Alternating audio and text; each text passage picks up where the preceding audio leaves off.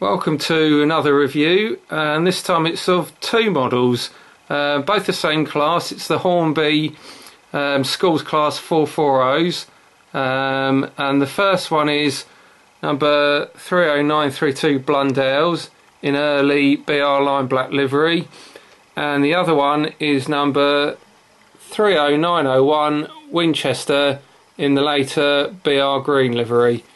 And Hornby have produced really stunning model here. They really have. The level of detail that they've gone to is brilliant. They've even made sure that they've got the style of chimneys correct to the individual locos. You can see here you've got Blundells of that style of chimney, and then Winchester, a much wider chimney there. As schools classes back in the day had either bullied chimneys or there was Maunsell chimneys. There's a variety of chimneys these locos actually carried, and it's nice to see Hornby have gone to the extra detail of making sure they've got the correct style of chimney for each of the locos. So that's excellent to see that. And if we just zoom in a bit more, you can see the much more closer detail that's been added. Nice to see it's all separately fitted details. Of course, this was back in the day that Hornby hadn't introduced this whole design clever, what I personally think is a bit of a gimmick, where they've added less separately fitted details, more moulded on features, such as we saw on that Great Western tank that was released early in the year with the moulded on smokebox dart handle, which looked particularly poor, or there's moulded on handrails on the smoke deflectors. Luckily these models were produced a few years ago now, which was before the whole design clever thing had come in this year. As I say, personally, on the design clever thing, I'm not a fan of it. I think it's just a dumbing down of the locos with less separately fitted details, of which you're still paying the same price, if not more. So it would be interesting, on a side note, what does everyone think of Hornby's design clever thing that they've brought in? That personally, as I say, I think is a bit of a gimmick. You're making us modelers pay for a high price but for less separately fitted details. As I say, personally I don't like it, but any feedback or comments on that, please post below, because it'd be interesting to know what everyone thinks of it. But at least these two models haven't become a victim of design clever, because they were produced before that whole thing came in. So anyway, if we just move Blundells wrong way forward a bit, we'll clear these loco out of the way. It's running with 3 blood encrusted Maunsells and a red van. So if we just move that out of the way, so if we look at the interior cab detail of Winchester, and again, absolutely second to none. The cab detail is absolutely brilliant.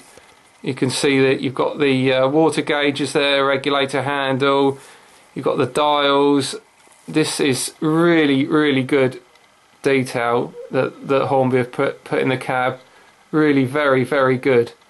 If I just bring out, the only thing that's annoying with these loco, and it's not just the Schools, there's a number of other models that Hornby have produced, is that there's just below here, you can't see here, there's a white plug that you have to put into the rear underneath the tender and plug that in, and it's a pain in the arse. I don't know how others have managed to deal with it, but it really is fiddly to get this little white plug socket in the tender to connect the two up.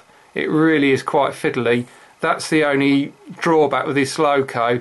As I say, it's not only the Schools that have been fitted with these little connector plugins under the tender, but personally I found it, after a while, well, I don't know if you sort of get used to it, but it has been fiddly. It's not too bad now, but when I first got these models with this new connector, it really was quite a bit of a pain in the bum. But anyway, so let's see Winchester go around, and I've put it on a freight.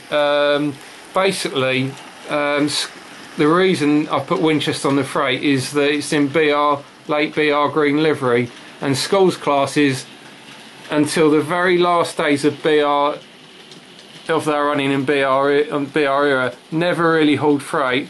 They certainly didn't in southern days or early BR days, but right in the last knockings when they were being withdrawn, the schools classes were relegated to freight workings.